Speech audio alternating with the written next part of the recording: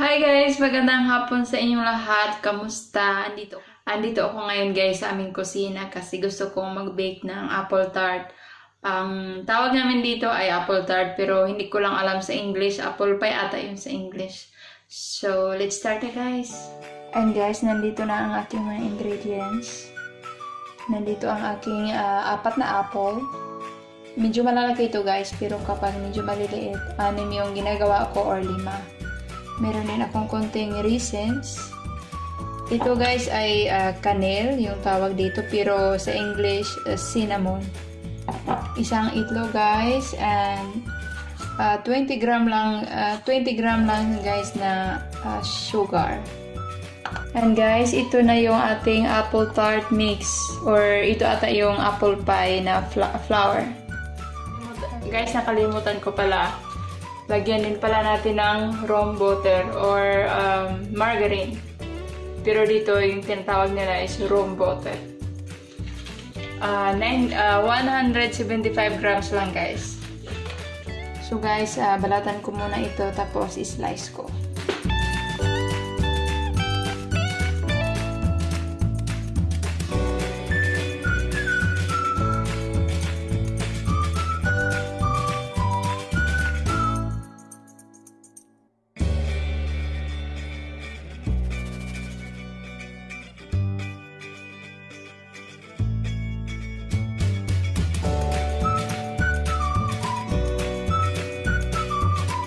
So guys, ito na yung aking apple. So, na-slice ko na siya. Ngayon naman, ilagay ko na itong raisins. Tapon ko muna yung tubig. At patuyuin ko para hindi siya basa. Ayan.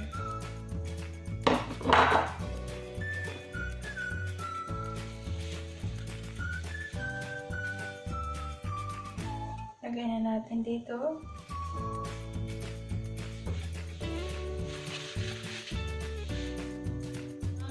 Dalawang kutsaritang cinnamon guys.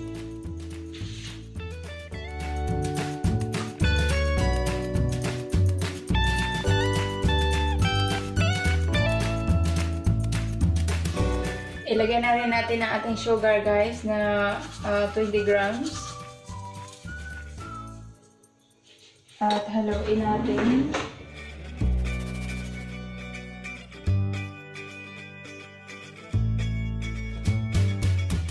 Ito na siya guys. I-set aside na muna natin. Lagyan muna natin dito.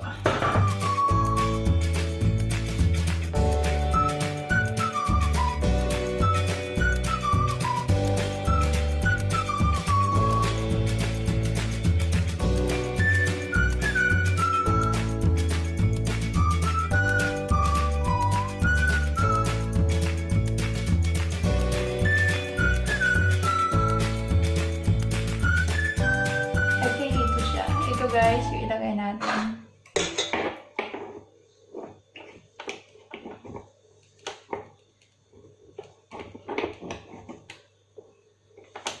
Ayan.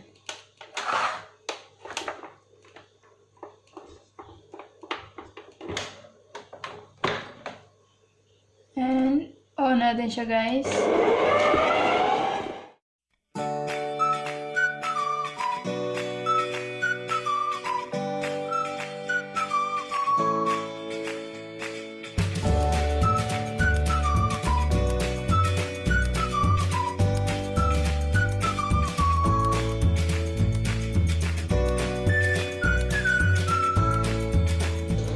And guys, ito guys, lagyan natin ng oil. Konting oil lang.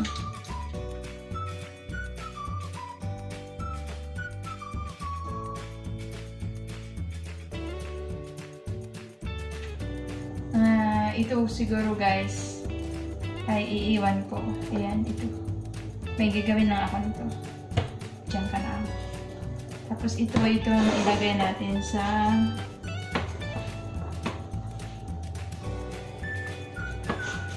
siguro may madaling paraan ito kung paano siya i-spread.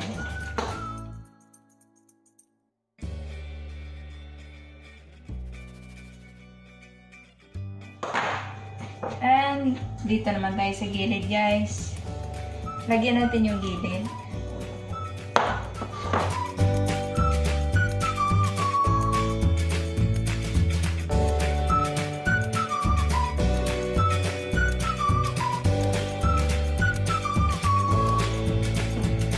Guys, ito na siya, guys.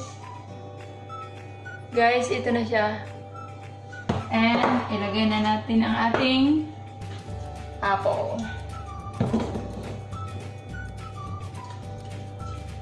Malinis yung kamay ko, guys, ha? Saan ba ilagay?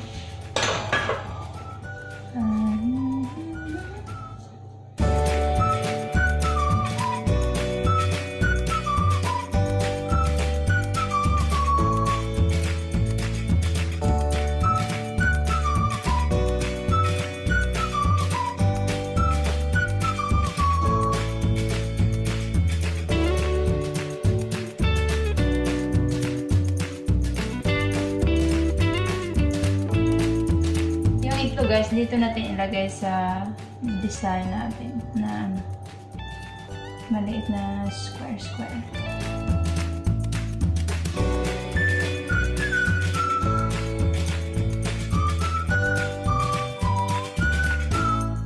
And guys, luto na siya finally. Ayan na siya. Oh, masarap na kainin, guys. Masarap to i-partner sa tea and coffee.